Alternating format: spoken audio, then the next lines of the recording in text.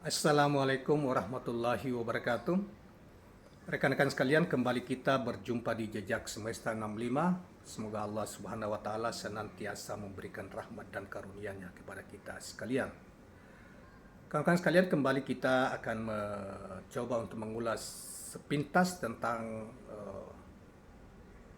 Capres Anies Rashid Baswedan dengan pasangannya Caimin ya, atau Ketua Umum PKB Muhaimin Iskandar, yang hari ini Muhaimin Iskandar memenuhi undangan pemeriksaan sebagai saksi dalam kasus ketika beliau menjadi menteri beberapa puluh tahun yang lalu, kurang lebih 12 tahun yang lalu di KPK. Dan saudara sekalian, ini juga menjadi salah satu poin yang kemudian banyak disorot orang terkait dengan perilaku KPK yang seperti itu, seakan-akan menggunakan lembaga itu sebagai penegak hukum untuk menghalangi,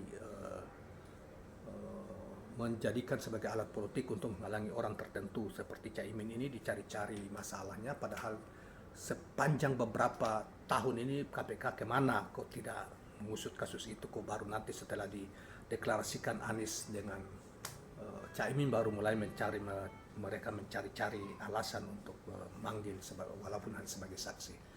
Nah, kawan-kawan sekalian, walaupun demikian beberapa saat setelah dideklarasikan pada tanggal 2 September 2023 yang lalu di Surabaya, di kota Surabaya, tepatnya di Hotel Yamato atau Hotel Majapahit saat ini, Refli Harun podcast atau YouTube membuat polling ya, yang diikuti oleh sekitar 104.000 voters di 104.000 voters. Ternyata lebih dari 75% atau 70, kurang lebih 76%, mereka 104 voters itu menyetujui akan dan mendukung pasangan Anies Caimin tersebut. Sementara hanya 20-an% yang tidak setuju atau mendukung yang lain. Ini menunjukkan bahwa dukungan terhadap kedua pasangan ini bahkan di media ya, terutama di media sosial itu masih sangat mutlak atau tinggi sekali dibanding misalnya yang lainnya. Saudara sekalian, sebagaimana kita ketahui bahwa polling capres yang diadakan oleh berbagai media sosial termasuk CNBC, ILC, media elektronik ILC, podcast Refli Harun, podcastnya Akbar Faisal maupun yang lain-lain yang terkenal itu masih tetap juga para penontonnya, termasuk juga para penonton dari Kompas TV ya, Kompas TV maupun apalagi yang lain-lainnya ya, itu nyaris dimenangkan secara telak lebih dari 50% oleh Anies Rashid Baswedan walaupun sendiri.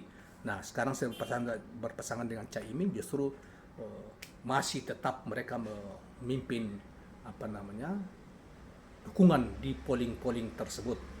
Berbeda dengan saudara sekalian dengan lembaga-lembaga survei yang diketahui telah menjadi tim sukses di berbagai capres, bahkan menjadi konsultan politik dan capres-capres tersebut, tetapi mereka tetap melakukan melakukan survei dan mengatakan bahwa Prabowo atau Caimin yang tetap tertinggi, walaupun kepercayaan terhadap hasil lembaga survei itu di mana karena mereka telah menjadi konsultan di dua tempat itu, yaitu Ganjar maupun Prabowo.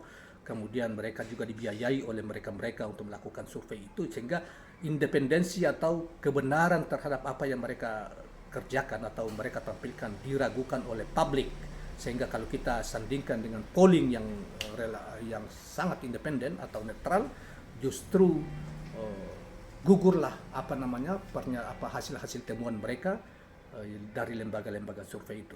Saudara sekalian, berikut inilah hasil polling yang diadakan di YouTube dan di podcast Refli Harun yang diikuti oleh 104.000 voters yang berpartisipasi dalam polling tersebut, dan beredar hasilnya telah diedarkan di berbagai media sosial terutama di Twitter. Demikian kawan-kawan sekalian, mudah-mudahan terhibur dan jangan lupa subscribe, like dan share channel ini. Assalamualaikum warahmatullahi wabarakatuh.